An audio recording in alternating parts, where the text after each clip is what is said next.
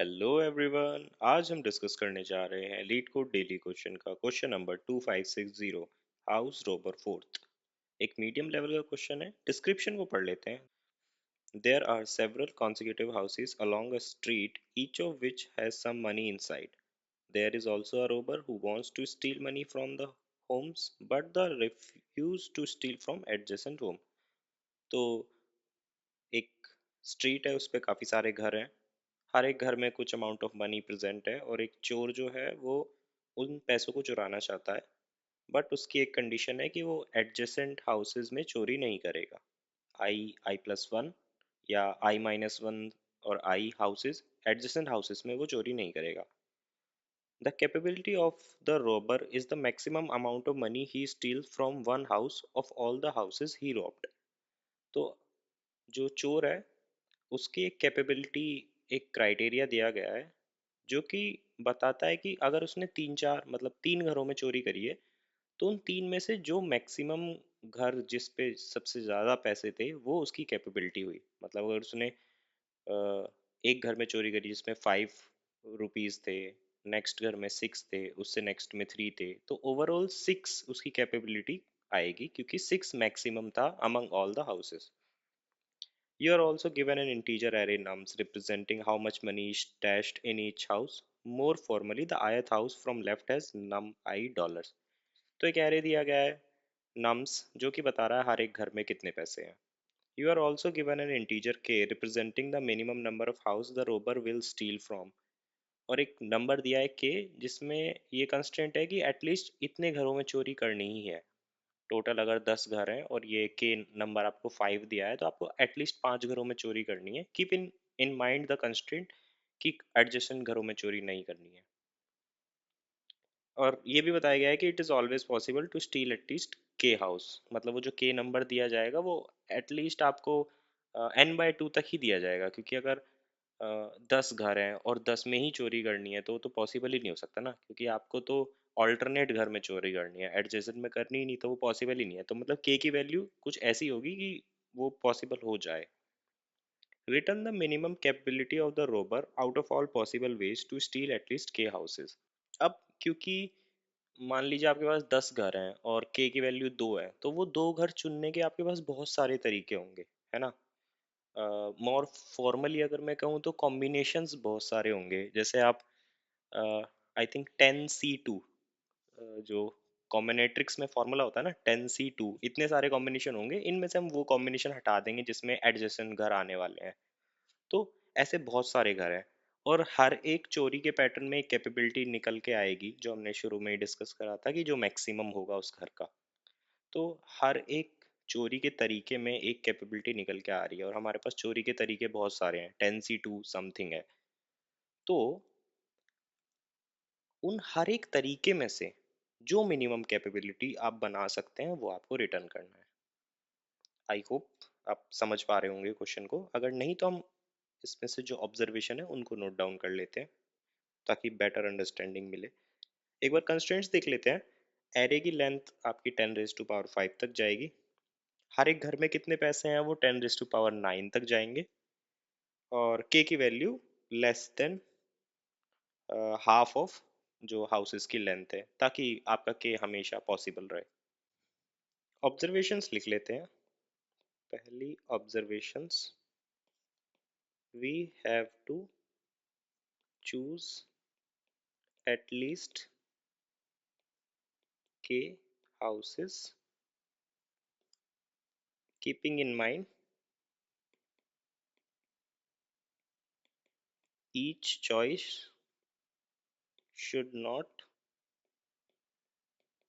have adjacent house। ठीक है। अब जो हमने रफ अंदाज़ा लगाया था कि आपके पास अगर n हाउसेज हैं और आप के चूज़ उसमें से करना चाह रहे हैं, के या के से ज़्यादा, है ना। तो आपके पास के चूज़ करने के आपके पास ये तरीके हैं। ऑब्वियसली आपके पास K+1 भी चूज़ कर सकते हो क्योंकि उसमें तो एटलीस्ट लिखा हुआ है, तो आप ये भी बोल सकते हो। आप ऐसे करते करते यहाँ तक भी आ सकते हो जो कि 1 हो जाएगा अल्टीमेटली। और इनमें से हर एक में से आपको वो वाले पैटर्न्स हटा देने होंगे जिसमें हाउसेस एडजेसेंट होंगे। तो अगर मैं एक रफ अंदाजा लगाऊं, ये आपका समवॉट, अगर मैं इसको एनसीके ही लिख दूं अप्रोक्सीमेटली, तो एनसीके होता क्या है? एन फैक्टोरियल, एन माइनस के फैक्टोरियल, एन के फैक्टोरियल। मतलब समहाउ कॉम्प्लेक्सिटी फैक्टोरियल में है नंबर ऑफ हाउसेस को निकालने की, चोरी के डिफरेंट डिफरेंट पैटर्न्स को निकालने की। तो ये मैं क्यों डिस्कस कर रहा हूँ? क्योंकि मैं ब्रूट फोर्स ही करूंगा। सबसे पहले मैं क्या करूंगा, मैं हर एक चोरी के पैटर्न को निकालूंगा जिसमें एडजेसेंट ना हो। फिर मैं क्या करूंगा, उस पैटर्न में जितने भी हाउसेज आते हैं, एग्जाम्पल है 2359 एंड के इज इक्वल्स टू 2, 2359 के इक्वल्स टू 2। तो पहला पैटर्न चोरी का हो सकता है 2,5, ये घर और ये घर। दूसरा हो सकता है 3,9, 3,9। एक हो सकता है 2,9 भी। तो हर एक पैटर्न में एक कैपेबिलिटी बन सकती है। जैसे इसमें मैक्सिमम है 5, इसमें है 9, और इसमें भी 9। और ओवरऑल जो इसमें मिनिमम कैपेबिलिटी बन रही है, तो यहाँ हम मैक्सिमम निकाल रहे हैं सब कैपेबिलिटीज का, और फिर ओवरऑल कैपेबिलिटीज का मिनिमम निकाल रहे हैं। तो ये मिनिमम बन रही है 5, तो हमारा ओवरऑल मिनिमम आंसर 5 है। 5 से कम आंसर आ ही नहीं सकता, है ना? अब कॉम्प्लेक्सिटी की बात आ जाती है। तो ये जो सारे पैटर्न्स निकले हैं, ये मुझे फैक्टोरियल में निकालने पड़ेंगे समहाउ, एन फैक्टोरियल। हर एक पैटर्न पे मुझे मैक्सिमम निकालना पड़ रहा है, और पहले पैटर्न को निकालने के लिए एन फैक्टोरियल चलाना पड़ रहा है। तो आपके पास एन फैक्टोरियल तो पैटर्न्स है, फिर हर एक पैटर्न पे मुझे एन, उसका मिन और मैक्स निकालना है। देन जब मेरे को इतने सारे प्रोसेसिंग हो जाएगी, मेरे को इसके बाद भी एक ऑफ एन मिनिमम निकालने के लिए चलाना होगा। हालांकि वो मैं इसी प्रोसेस में कर सकता हूँ। तो आप रफली अंदाजा लगाएं तो मेरा ऑफ एन फैक्टोरियल कॉम्प्लेक्सिटी बैठेगी, जबकि एन की वैल्यू जो हमने डिस्कस करा था वो अराउंड 10 रेज टू पावर 5 थी। तो ये आपका कॉम्प्लेक्सिटी तो 1 सेकंड में ये सॉल्यूशन नहीं सबमिट हो सकता। फैक्टोरियल कॉम्प्लेक्सिटी वैसे भी बहुत ज़्यादा होती है। कॉम्प्लेक्सिटी कम करनी पड़ेगी। कितनी कम? थोड़े हमारे पैटर्न्स होते हैं जो हम फाइंड आउट करते हैं। जैसे अगर 10 रेज टू पावर n की वैल्यू है, तो ये n स्क्वायर भी नहीं जा सकता। हम ट्राई करेंगे इसको ऑफ n या ऑफ लॉग n में। Of log n, sorry, of n log n। Of n log n में जब आप सॉल्यूशन ढूंढने लगते हो, तो या तो आप डिवाइड एंड कॉन्कर की तरफ जाते हो, या आप बाइनरी सर्च की तरफ जाते हो। तो बाइनरी सर्च की तरफ क्या हम जा सकते हैं, वो हमें देखना होगा। इसमें एक और हिंट है बाइनरी सर्च यूज़ करने का, वो है कि हमें आंसर को मिनिमाइज करना है। जब भी आपके पास ऐसे क्वेश्चन होते हैं जिसमें मिनिमाइज या मैक्सिमाइज करना होता है, उसमें डीपी भी यूज़ कर सकते हैं। वैसे डीपी ग्रीडी। तो अगर मैं एक स्मॉल टिप लिखूं, मिनिमाइज और मैक्सिमाइज, जब भी ये ऐसे क्वेश्चन आपको मिलते हैं, start from greedy then go with DP, या बीच में भी कहीं भी आप बाइनरी सर्च। अगर हम इसमें डीपी को देखें, तो डीपी कैसे बन सकती है? मैं ट्राई कर सकता हूँ हर एक इंडेक्स से एक नया सीक्वेंस जनरेट करना, पैटर्न्स को ढूंढना। मतलब जैसे 2539 था, 2539, और के की वैल्यू थी मेरे पास 2, है ना? अब क्या कर सकता हूँ मैं? अभी तक मैंने स्टार्ट नहीं करा, मैं रिकर्सिव डीपी आपको बता रहा हूँ। डीपी भी नहीं है, बैक ट्रैकिंग समझ लो। DP is just back tracking with some memorization. अगर मैं यहाँ से स्टार्ट करूँ, मैं फर्स्ट एलिमेंट को लेके स्टार्ट करता हूँ। मैंने 2 को यूज़ कर लिया, तो अब मैंने 2 को कर लिया, तो मैं ऑब्वियसली 5 को नहीं कर सकता। तो अगली आइट्रेशन में मेरे पास सिर्फ होगा 3,9। और कोई अगर मैं के की वैल्यू मेंटेन करके चलूँगा, तो के इक्वल्स टू 1 हो जाएगा, क्योंकि अब सिर्फ एक ही एलिमेंट बचा है ना, एक तो मैंने यूज़ कर लिया।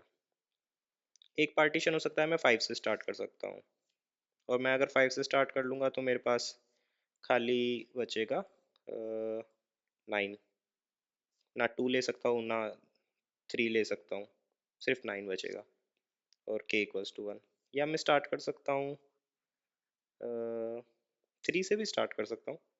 3 से स्टार्ट करूँगा तो 5 तो बचेगा नहीं, 2 बचेगा। 2 यूज़ कर सकता हूँ। बट क्योंकि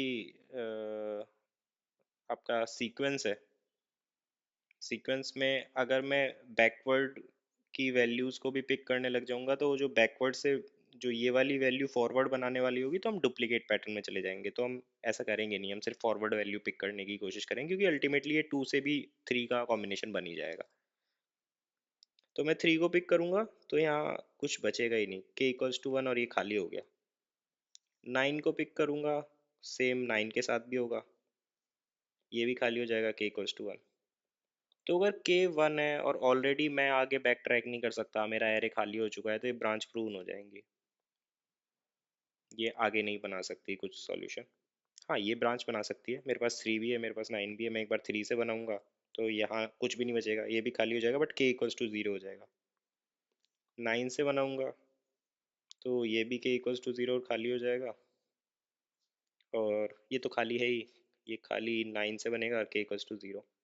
तो जब भी k इक्वल्स टू 0 हो जाएगा, ज़रूरत नहीं है मेरा एरे खाली हो या ना हो, क्योंकि एटलीस्ट है, मेरे को इससे फ़र्क पड़ता है कि अगर मेरे पे इतनी वैल्यूज़ आ गई हैं तो जितनी भी मैंने वैल्यू ट्रैवर्स करी है वो मेरा एक हाउस हंटिंग हाउस में चोरी करने का एक पैटर्न है। तो एक पैटर्न आपका 2 और 3 बन गया, एक पैटर्न आपका 2 और 9 बन गया। ये ब्रांचिंग है, ये सॉरी ब्रांचेज नहीं, पाथ हैं ये 2 और 9। सिमिलरली 5 और 9 बन गया। ओ, हमने यहाँ ये गलत लिख दिया था, 2 5 3 9। तो इसके हिसाब से ये पैटर्न ठीक है, थोड़ा सा मिसमैच हो गया, हमने चेंज कर दिया था। ठीक है, तो फिर भी 3 ही बनने थे अल्टीमेटली और 3 बन गए। बट यहाँ पे स्टेट्स कितनी है डीपी में, तो अगर मैं डीपी लगाऊं बेस पूरे आइट्रेशन पे, तो इस पूरे एरे की जगह मैं इंडेक्स लूंगा।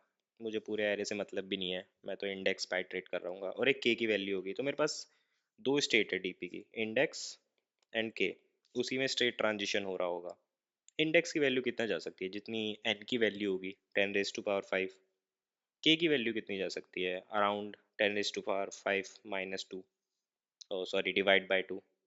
तो ये बनता कितना है, ये रफली फिर भी 10⁻⁹ के टाइम ऑपरेशंस बनते हैं। तो 2D स्टेट्स की एक डीपी बनती है जो रफली आपकी O ऑफ एन स्क्वायर को ही ट्रांसलेट कर रही है। तो आपकी यहाँ जो डीपी है वो भी आपकी O ऑफ एन स्क्वायर तक जा रही है, तो यहाँ पे डीपी भी नहीं चलेगी। अल्टीमेटली आपके पास बचता क्या है, ग्रीडी या बाइनरी सर्च। तो बाइनरी सर्च पे चलते हैं, क्योंकि अगर ग्रीडी करना होता तो शायद O ऑफ एन में भी हो जाता। बाइनरी सर्च पे चलते हैं। बाइनरी सर्च, बाइनरी सर्च को लगाने के लिए कुछ कंडीशंस होती हैं कि एक सर्टेन इंटरवल के बाद आपका जो आंसर है वो मोनोटोनस हो, या उस इंटरवल से पहले मोनोटोनस हो। एक एक मोनोटोनिक सीरीज बननी चाहिए किसी भी वैल्यू के अगेंस्ट। अब यहाँ प्रॉपर्टी क्या हो सकती है, अगर जो मैं आंसर निकाल रहा हूँ, मैं आंसर क्या निकालना चाह रहा हूँ, मैं आंसर निकालना चाह रहा हूँ minimum capability among all the possible ways to steal at least k houses। ठीक है, अब मिनिमम कैपेबिलिटी कितनी हो सकती है, 0, है ना। आपकी मैक्सिमम कितनी हो सकती है, क्या पता एक बहुत बड़ा नंबर, 10⁻12 मान लेते हैं। ठीक है, अगर मैं ये पता कर सकता हूँ कि इनका मिड, जैसे कि मैं अपने एग्जांपल में लूँ 2 3 5 9,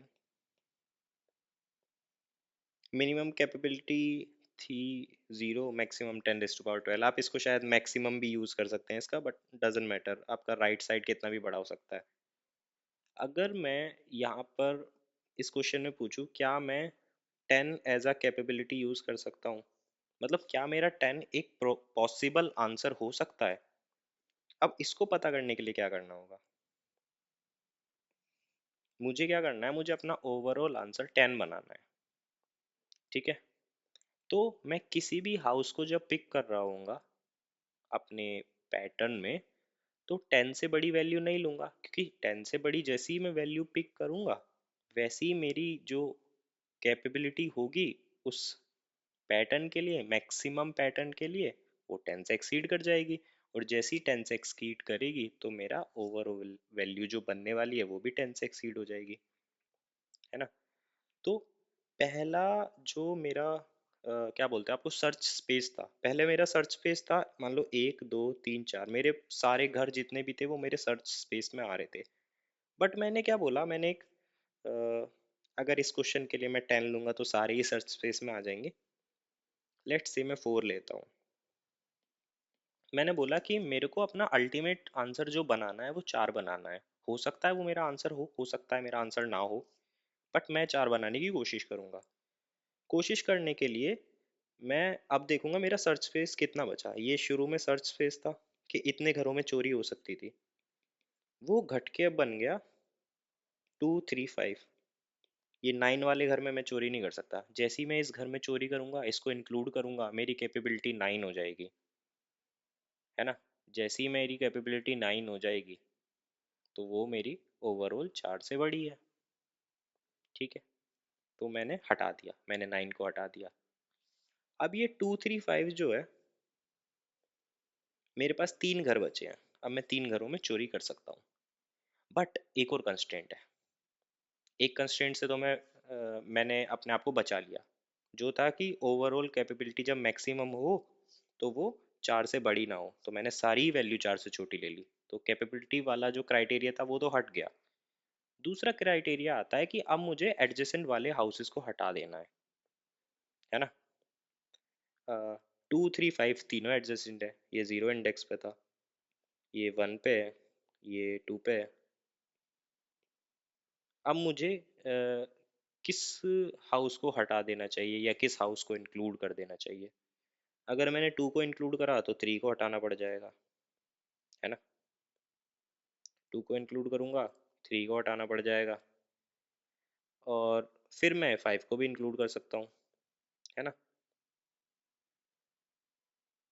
सॉरी, एक मिस्टेक हो गई। जब मेरा 4 था तो 9 के साथ साथ 5 भी तो हटेगा, तो मेरे पास खाली सर्च स्पेस में 2 और 3 बचा। 2 और 3, तो मेरे पास 2 हाउसेस बचे चोरी करने के लिए, ताकि मेरी कैपेबिलिटी 4 से या 4 के बराबर या 4 से कम रहे। अब इसमें दूसरा कंस्ट्रेंट भी तो लगाना है कि एडजेसेंट वाले पिक नहीं कर सकते। अब मैं 2 को पिक करूंगा तो 3 को पिक नहीं कर सकता, 3 को करूंगा तो 2 को पिक नहीं कर सकता। अल्टीमेटली मैं किसी भी एक हाउस को पिक कर सकता हूँ, ठीक है। तो मैं, अगर मुझे अपनी कैपेबिलिटी 4 बनानी है तो मैं सिर्फ एक घर में चोरी कर सकता हूँ, ईदर 2 और 3। बट जो अब हमारा एक और ओवरऑल कंस्ट्रेंट है कि मुझे तो एटलीस्ट के घरों में चोरी करनी है, वो सेटिस्फाई नहीं हो पा रहा है। अगर वो सेटिस्फाई नहीं हो पा रहा है तो मैं 4 एज अ पॉसिबल आंसर बना ही नहीं सकता। 4 मेरा एक मिनिमम कैपेबिलिटी बन ही नहीं सकती। अब क्या 4 से कम बन सकती है, 3 बन सकती है? Answer is still no. 3 अगर मैं यूज करूं तो मेरा सर्च स्पेस कितना बचेगा, 2 3 ही बचेगा। बट ये भी 1 ही ऑप्शन दे रहा होगा हाउस को बनाने में। क्या मैं 2 कर सकता हूँ? 2 करूंगा तो 3 भी चला जाएगा। अब एक ही हाउस बचा है चोरी करने के लिए, और ये भी 1 ही बना रहा होगा जो कि के से छोटा है। तो मतलब इस वैल्यू पे अगर आप उस पॉसिबल कैपेबिलिटी को अचीव नहीं कर पा रहे तो ये जो लेफ्ट में पूरा सेगमेंट है इस पे भी अचीव नहीं कर पा रहे होंगे। इसका मतलब है आप ये पूरे सेगमेंट को हटा सकते हो। आप अपनी सर्च इस सेगमेंट में कर सकते हो। अगर इस सेगमेंट में आप अपनी सर्च को परफॉर्म करोगे देन आपका माइट बी आंसर आपको मिले। मान लीजिए मैं यहाँ पे हूँ, यहाँ 6 पे हूँ मैं, क्योंकि समथिंग का मिड में 6 मान के चलता हूँ। जैसे ही मैंने 6 पे हुआ तो ये जो मेरा सर्च पेज था 2 3 5 9, अब मैं 2 3 और 5 को ले सकता हूँ। अब इस पे अगर मैं 2 को पिक करूँ तो मैं 3 को पिक नहीं कर सकता, और मैं 5 को पिक कर सकता हूँ, करेक्ट। तो 2 और 5 आ जाएंगे मेरे पास, जिसकी कैपेबिलिटी 5 होगी, और वो के इक्वल्स टू एटलीस्ट 2 की जो कंस्ट्रेंट है उसको भी फॉलो कर रहा होगा। तो मेरा जो ये 6 वाला कंस्ट्रेंट है, मतलब क्या मेरा आंसर 6 हो सकता है? और यहाँ पे मेरा कितना आया है? 5। सॉरी, 5 को छोड़ दो, क्या मेरा आंसर 6 हो सकता है? Minimum capability. और मेरे ऐसे 2 हाउसेस हैं जहाँ पे ऐसा हो सकता है। तो मतलब ये मेरा एक पॉसिबल आंसर हो सकता है। अगर 6 बन सकता है तो क्या मैं थोड़ा सा और कम करके देखूं, क्योंकि मुझे तो मिनिमम करनी है ना कैपेबिलिटी। मैं क्या करूंगा अब, 6 बन सकता है तो 6 से ज़्यादा भी बन सकते हैं, है ना। तो मैं इस सेगमेंट में भी सर्च नहीं करूंगा। अब मेरे पास बचा ये सेगमेंट 4 5 6 वाला। 4 5 6। अब मैं इन दोनों का मिड निकालूंगा तो मेरे पास 5 बचेगा। इस पे एक चीज़ और इसमें ऐड कर देता हूँ। अगर मैं 2 को पिक करूंगा तो मैं 3 को पिक नहीं कर सकता और मैं 5 को पिक करूंगा। बट यहाँ पे एक गलती आप कर सकते हो। क्यों ना आप 3 को पिक कर लो, पॉसिबल है। बट जैसे ही आप 3 को पिक करोगे, आप ना इसको पिक कर सकते ना आप इसको पिक कर सकते। तो आप इससे क्या डिड्यूस कर पा रहे हो कि जब भी आप पिक करना शुरू करोगे ना, आप लेफ्ट मोस्ट हाउस को पिक करो, क्योंकि उसकी वजह से सिर्फ एक जो राइट वाला हाउस होगा ना वो हटेगा। आप अगर किसी मिडिल वाले एलिमेंट से स्टार्ट करोगे ना, वो लेफ्ट वाली वैल्यू को भी हटा देगा और वो राइट वाली वैल्यू को, वैल्यू का मतलब है हाउस को हटा देगा। तो वो आपके 2 हाउस में चोरी करने की पॉसिबिलिटी को हटा रहा है। बट अगर आप लेफ्ट से राइट की तरफ को मूव करते जाओगे तो सिर्फ एक हाउस हटता रहेगा। तो आपको हमेशा लेफ्ट से शुरू करना है। अब आते हैं, जब हम यहाँ मिड पे थे, हम 5 वाले पे थे, अब हम 5 पे चेक करेंगे कि क्या हम 5 as a minimum capability use कर सकते हैं। तो हमारा सर्च स्पेस रहेगा 2 3 5। मैं 2 को पिक करूंगा, 3 को पिक नहीं कर सकता, 5 को पिक करूंगा, 2 और 5 आएगा। k इक्वल्स टू 2, एटलीस्ट 2 का कंस्टेंट फॉलो कर रहा है। और ये 2 और 5 हमारा आ जाएगा। तो मेरे को इसके आगे भी देखने की ज़रूरत नहीं है। बचा 4, मतलब अब बचा 4 और 5। 4 तो मैं ऑलरेडी देख ही चुका था और यहाँ मेरा बाइनरी सर्च वैसे भी स्टॉप हो जाएगा, क्योंकि मैं r minus L should be greater than 1 का चेक लगा के रखूंगा। तो हमारा आंसर क्या होगा? आंसर था l यहाँ था, r यहाँ था। l एक 0 था, r कुछ 10⁻9 या 12 कर लो।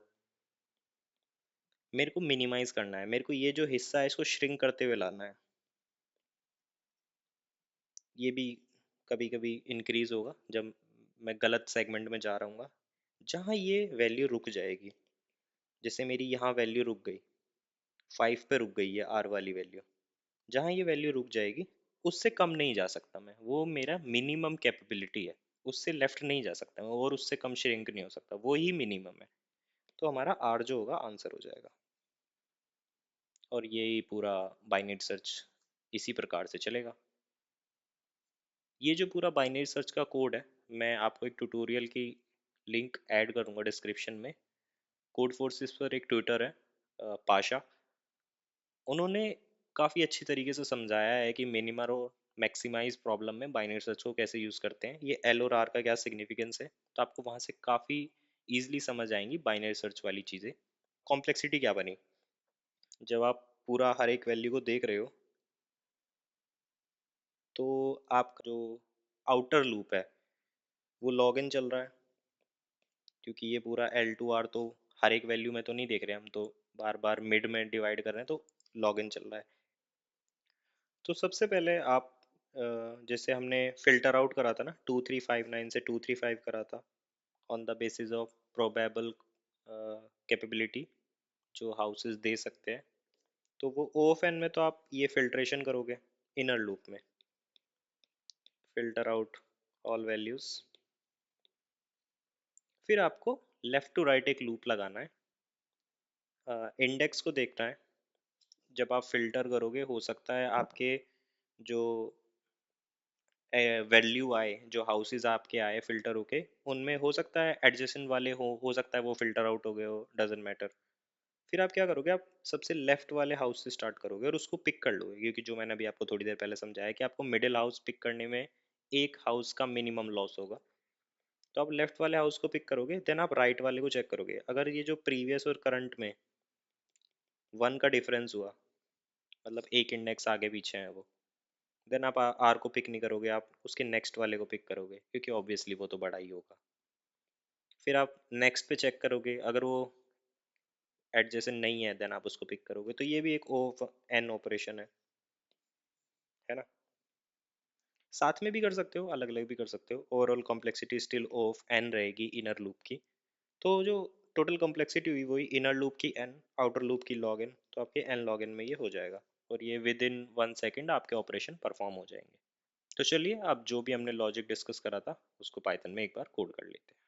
सबसे पहले जैसा हमने डिस्कस करा था कि हम किसी भी पॉसिबल आंसर के लिए ये पता कर पाएंगे क्या उतनी कैपेबिलिटी निकालना पॉसिबल है भी या नहीं, तो वो फंक्शन लिख लेते हैं जो वो चेक करेगा। नाम उसको कैन दे देते हैं, कैन पॉसिबल समथिंग, जिसमें हमारा प्रोबेबल आंसर जाएगा।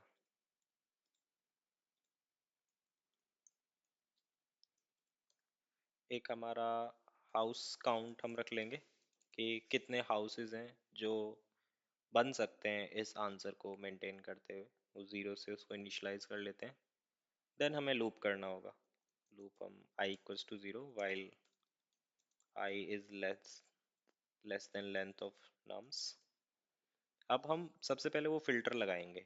जो फिल्टर होगा कि सिर्फ उन हाउसेस को पिक करो जिनकी वैल्यूज इससे कम हो, ताकि हमारी ओवरऑल कैपेबिलिटी कभी भी मैक्सिमाइज ना करे, इससे ज़्यादा हो ही ना। तो हम पहले चेक लगा लेंगे if nums of I is less then और इक्वल टू प्रोबेबल आंसर। ठीक है। अब जो हमने वहाँ पर अलग अलग करके दिखाया था, अ, चलो अलग अलग ही करते हैं, कंफ्यूजन हो जाएगी वरना। अ, एक और ले लेते हैं हम, फिल्टर्ड हाउस हम इसको बना लेंगे। तो जितने भी ये फिल्टर्ड हाउस होंगे हम इनको दूसरे एरे में अपेंड कर देंगे। कि मेंटेनिंग ओरिजिनल इंडेक्स क्या था उस टाइम पर, तो हम यहाँ फिल्टर हाउस में अपेंड कर देंगे नाम साई वैल्यू। वैसे हमें हाउस की वैल्यू की ज़रूरत पड़ेगी नहीं, क्योंकि वैल्यू की तो ज़रूरत है ही नहीं सेकंड वाले फिल्ट्रेशन प्रोसेस में। उसमें तो सिर्फ एडजेसेंट इंडेक्सेस को हटाना है, तो खाली हम इंडेक्स भी यूज़ कर सकते हैं यहाँ पे। ठीक है। तो ये हो गया हमारा फिल्ट्रेशन। यहाँ पर हम करेंगे fetching of houses based on adjacent constraint। ठीक है। इसमें हमारा ये हाउस काउंट वेरिएबल होगा जो लास्ट में हम के से कंपेयर करेंगे उसमें काम आएगा। अब हमें क्या करना था, हमें लूप करना था। लूप करेंगे फर्स्ट इंडेक्स से, मतलब जीरो बेस्ड इंडेक्स में फर्स्ट इंडेक्स से, क्योंकि जीरो इंडेक्स के हाउस को तो हम हमेशा पिक ही करने वाले हैं, क्योंकि वहीं से हमें बेस्ट आंसर मिलने वाला है। लेंथ ऑफ फिल्टर्ड हाउस, और हम चेक करते रहेंगे कि इफ प्रीवियस वाले से कंपैरिजन करेंगे तो वो होगा या नहीं। हाउस काउंट मेरा 1 तो होगा ही एटलीस्ट। अगर हाउसेस ऑलरेडी एम्प्टी ना हो गए हो, मतलब ये फिल्टर्ड हाउस अगर वो पहले से ही एम्प्टी है, तो हम एक चेक यहाँ लगा लेते हैं, वरना तो ये एक्सेप्शन रेज हो जाएगा। If length of filter house is zero, then हम सिंपल यहीं से रिटर्न कर देंगे, return if k is equal to zero. अगर के जीरो के बराबर है तभी ट्रू हो सकता है, वरना हो नहीं सकता ट्रू। और एक हमें प्रीवियस इंडेक्स भी चाहिए होगा जिससे हम कंपैरिजन कर रहे होंगे कि एडजेसेंट है करंट हाउस या नहीं। तो वो होगा हमारा फिल्टर्ड हाउस का जीरोथ इंडेक्स। ठीक है। अब हम क्या करेंगे, ये जो करंट इंडेक्स आया है जो फिल्टर्ड हाउस के आयत उस पे इंडेक्स है, क्योंकि हमने फिल्टर्ड हाउस में खाली इंडेक्स को अपेंड करा है ना। तो अगर ये इफ फिल्टर्ड हाउस पे जो इंडेक्स आया है माइनस जो प्रीवियस इंडेक्स हम पहली ऑप्ट आउट कर चुके हैं, अगर ये नॉट इक्वल्स टू 1 है, तो मतलब मैं इस हाउस को भी ऐड कर सकता हूँ। तो मैं हाउस काउंट को बढ़ा दूंगा प्लस इक्वल्स टू 1, और अपने प्रीवियस इंडेक्स को भी अपडेट करूंगा करंट फिल्टर्ड हाउस वाले इंडेक्स से। अगर नहीं है तो हम सिंपली इसको ऐड नहीं कर सकते। और लास्ट में मैं चेक कर लूंगा कि टोटल हाउस काउंट जितना बना क्या वो एटलीस्ट के है या नहीं। अगर के है तो यस, हम इतना प्रोबेबल आंसर ला सकते हैं। ट्राई करेंगे इसको मिनिमाइज करने की। अब चलते हैं बाइनरी सर्च के कोड पे। तो बाइनरी सर्च में दो चीज़ें होती हैं, एल और आर। आर को हम कितना भी ले सकते हैं, 1 2 3 4 5 6 7 8 9 10 11, तो कोई मैक्सिमम वैल्यू ले लेते हैं। एल को -1 इसलिए लिया क्योंकि ये इंक्लूसिव नहीं होता, तो ज़ीरो आंसर तो आ सकता है, -1 कभी नहीं आएगा क्योंकि हम r minus l greater than 1 का चेक लगाएंगे, तो एल इंक्लूसिव नहीं होता। फिर हम मिड निकाल लेंगे जो नॉर्मली बाइनरी सर्च में होता ही है, और फिर चेक करेंगे इफ़ कैन एम। अगर मैं यहाँ पर वैल्यू निकाल सकता हूँ तो मैं अपने आर को मिनिमाइज करूँगा, आर को और लेफ्ट में शिफ्ट करूँगा। अगर ऐसा नहीं हो सकता तो मतलब ये लेफ्ट वाले सेगमेंट में जो हम ढूंढ रहे थे वो फ़ायदा होगा नहीं, तो हम अपने लेफ्ट को आगे बढ़ाने की कोशिश करेंगे, राइट सेगमेंट में सर्च करने की कोशिश करेंगे, और लास्ट में आर पे जो होगी हमारे पास मिनिमाइज वैल्यू होगी उसको हम रिटर्न कर देंगे। तो चलिए एक बार इनपुट टेस्ट केसेस को रन कर लेते हैं।